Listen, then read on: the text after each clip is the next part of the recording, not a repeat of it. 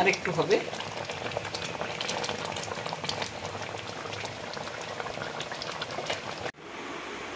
আজকে আমি আপনাদের সামনে একটি অনবদ্য রেসিপি তুলে ধরবো চিংড়ি মাছের উপরে।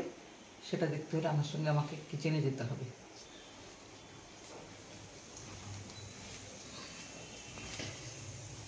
চিংড়ি মাছ, বড় চিংড়ি, মানানসই বড় চিংড়ি, এটার উপরে আমি আজকে রেসিপি দেখাবো।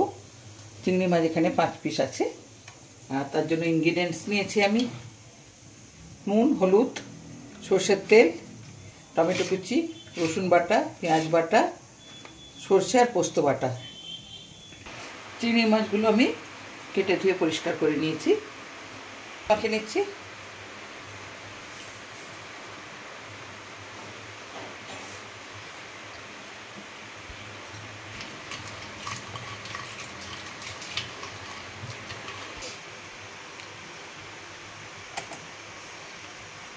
কড়াইতে প্রথমে তেল দিয়ে দিচ্ছি।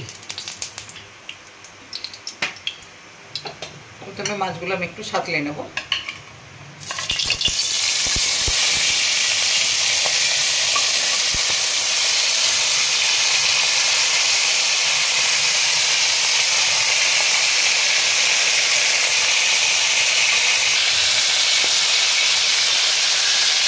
এক পিঠ ভাজা হয়ে যাচ্ছে, হালকা করে ভাজবো।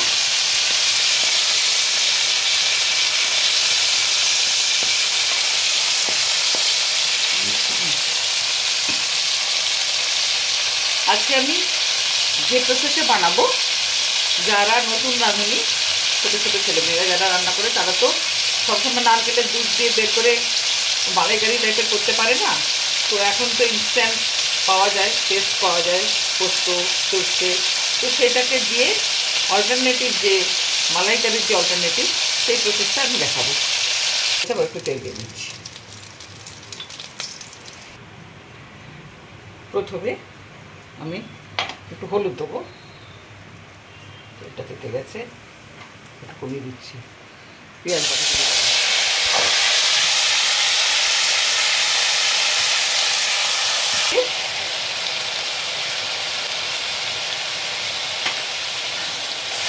যখন নারকেলের দুধ দিয়ে করবো আমরা, তখন কিন্তু আমরা রসুন বাটাটা দেবো না, সবসময় এটা খেয়াল রাখবেন। এবারে কাঁচা লঙ্কা কুচি দিচ্ছি,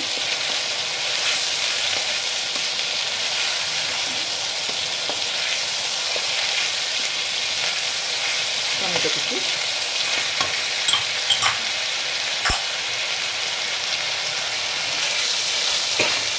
এবারে হলুদ দিচ্ছি পরিমাণ মতো, তরকারিতে যতটা হলুদ লাগবে দিচ্ছি।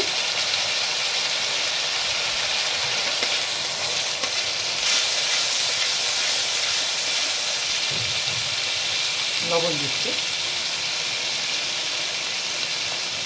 একটু চিনি দেবো স্বাদ আনার জন্য।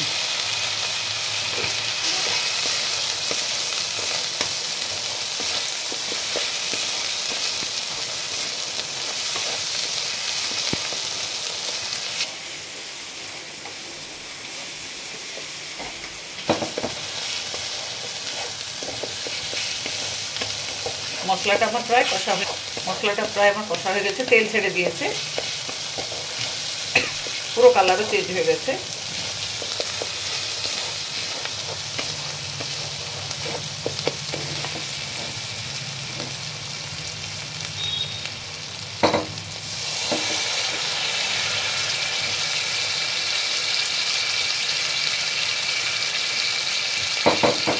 এরপরে সর্ষে আর পোস্ত বাটা দিলাম।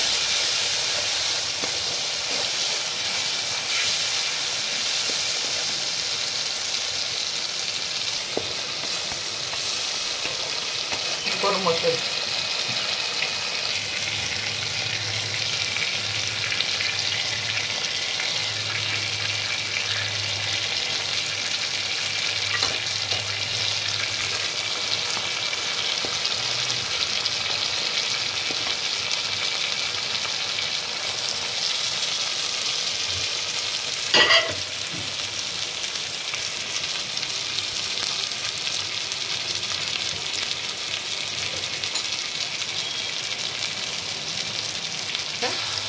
দিয়ে দুধটা উঠে দেবো।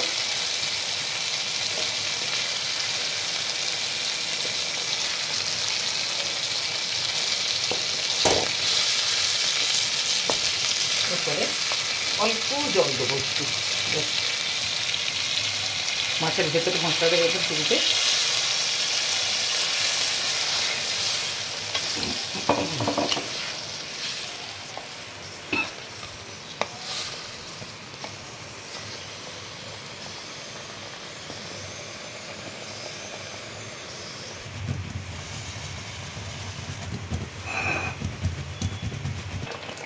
আর একটু হবে।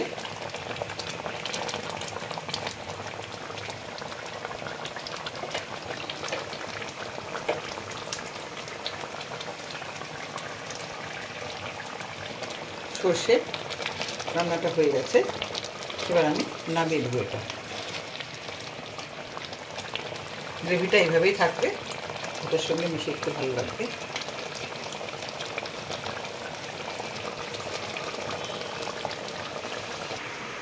আজকে ছিল আমার চিংড়ি সর্ষে মালাইকারি।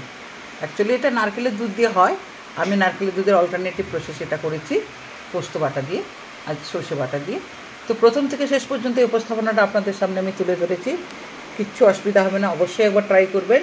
খেতে তো দুর্দান্ত লাগে, অন্য স্বাদের লাগে এটা।